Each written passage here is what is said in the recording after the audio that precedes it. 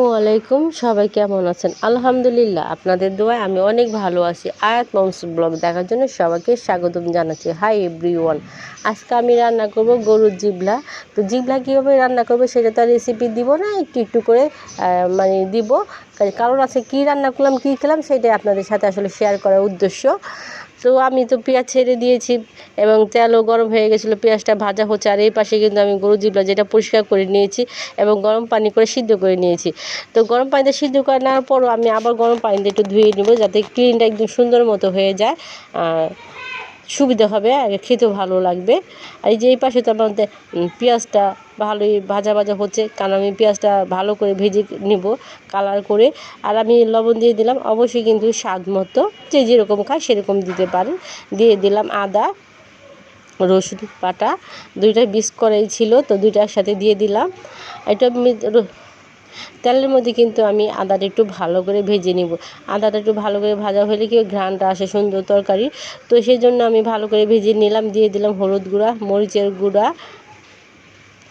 গরম মশলা, এলাচি গুঁড়া, জয়ফল দূতির গুঁড়া এবং দিয়ে দিলাম শেষে জিরার গুঁড়া। আর যেহেতু জানেন কলিজির মধ্যে জিভ্রার মধ্যে যদি জিরার গুঁড়াটা না দিই বা জিরাটা না দিই তাহলে কিন্তু তরকারিটা মজা হয় না। এই দুটো তরকারির মধ্যে মাস্ট জিরা দিতেই হবে, আমরা খাই আর কি। আমরা মাস্ট গরুর কলিজি হোক বা গরুর জিবলা হোক, এটার মধ্যে আমরা সবসময় জিরাটা দিয়েই খাই। এই যে দেখেন আমি কিন্তু গরম পানি করে আবার যে ধুয়ে নিছি, ধোয়ার পরও দেখেন সিদ্ধ করার পরও আবার ধুয়ে নিলাম, ধোয়ার পরও এতগুলা কালো পানি বের হয়েছে। এই দেখেন আমি যদি গরম পানিটা দিয়ে না ধুতাম তাহলে কিন্তু এই পানিটা থেকে যেত, আর এই পানিটা থাকাটা কিন্তু আমার মনে হয় না বেশি একটা ভালো হতো। এই জন্য আমি কেটে ভালো করে তারপর আবার গরম পানিতে ধুয়ে নিয়েছি, তাহলে যে ভিতরে যেটা ময়লা থাকে সেটা চলে যাবে, রক্ত।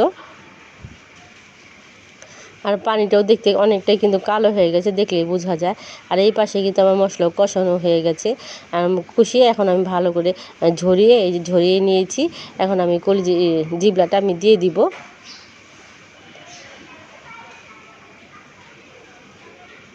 ভালো করে কিন্তু আমি পরিষ্কার করেছি, আপনাদেরকে বারবারই কিন্তু বলতেছি পরিষ্কার কিন্তু না হলে তাহলে কিন্তু এটা ভালো লাগবে না। আর পরিষ্কার না হলে খেতেও কিন্তু একটা শান্তি পাওয়া যায় না। এই জন্য আমি সবসময় জিবলাটাকে ভালো করেই পরিষ্কার করি এবং ভালো করে 2-3 বার করে গরম পানিতে ধুয়ে তারপর রান্না করি। তো মশলার সাথে তো আমি মিশিয়ে দিলাম, এখন ভালো করে আমি কষিয়ে নিব।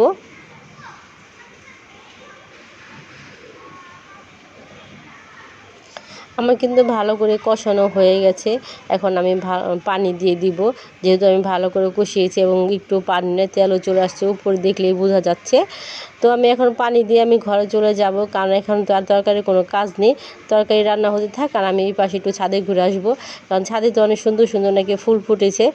তো সেই ফুলগুলো আপনাদের সাথে আজকে শেয়ার করব।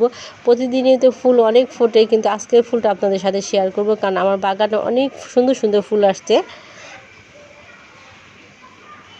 আর ফুল তো সবাই ভালোবাসে, অনেক সুন্দর ফুল আসছে বাগানে, দেখলে কিন্তু বোঝা যায় ভরপুর ফুল। আর দুন্দুল তো মোটামুটি ভালোই খেলাম। এই যে আরেকটা ফুল, ফুল তো আসলে কি দেখলেই ভালো লাগে, ফুল জিনিসটা এরকম সৌন্দর্যটা। ফুল সবাই পছন্দ করে, এমন কেউ নাই যে ফুল কেউ পছন্দ না করে, সবাই পছন্দ করে, শিশু থেকে বড় পর্যন্ত সবাই ফুল পছন্দ করে। সেই জন্যই ফুলগুলো আজকে আপনাদের সাথে শেয়ার করে দিলাম। তো আজকের ভিডিও আসলে কেমন হলো অবশ্যই কিন্তু কমেন্ট করে জানাবেন। যেহেতু রেসিপি ছিল না, শর্টকাট ভিডিও ছিল, এই শর্টকাটের ভিডিওই আপনাদের আজকে কেমন লাগবে অবশ্যই কমেন্ট করে জানাবেন। আর আপনাদের ভিডিও আমি অবশ্যই দেখব, আপনারা আমাদের ভিডিও দেখবেন আর আমাদের পাশে থাকবেন। এই যে দেখেন কত সুন্দর ফুল, আপনারা আমার পাশে থাকলে আমিও আপনাদের পাশে থাকি আর সবসময় থাকি। কিছু কিছু কি বলে সাবস্ক্রাইব করে কিছু লোক, আবার সেটাকে কেটে নিয়ে যায়। আমি কখনো এগুলো করি না, যাকে সাবস্ক্রাইব করি তাকে করিয়ে দিই, আমি কখনো কেটে নেই। কিন্তু কিছু কিছু ব্যাপারে কিছু কিছু মানুষ ভিডিওতে আসে ঠিকই, সাবস্ক্রাইব করে, তারপর যখন করে দিই তখন আবার ওটা কেটে নিয়ে যায়। এটা কিন্তু আসলে ঠিক না। যে কাজই করবেন বিশ্বাস রেখে কাজ করবেন, এটা সবচেয়ে বেশি ভালো। বিশ্বাস তো থাকলে কাজের মধ্যে সেটা সাফল্য অনেক মিষ্টি লাগে। সবাইকে অনেক অনেক ধন্যবাদ। আসসালামু আলাইকুম, আল্লাহ হাফেজ।